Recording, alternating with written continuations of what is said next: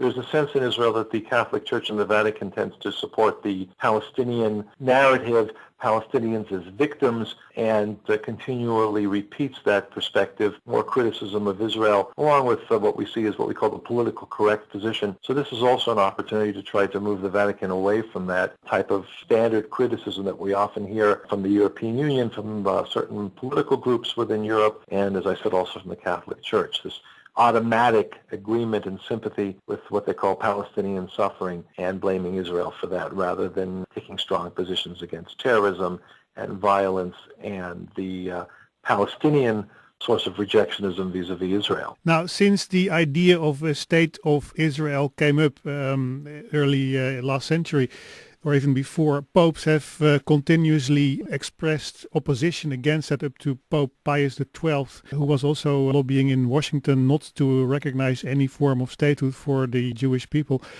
Why did the Vatican change its mind on that? There are different theories as to it's a slow evolution. It hasn't been a sudden change in the Vatican. But Israel's been around for 65 years. Israel's not going anywhere. And so there's some adjustment to reality, as difficult as it may be.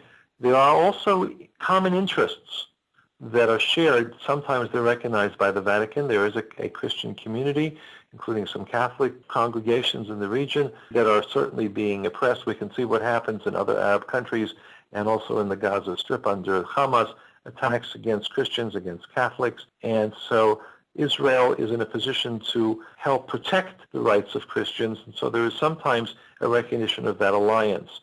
Again, it's taken many, many years for that to become recognized, I think, in the Vatican.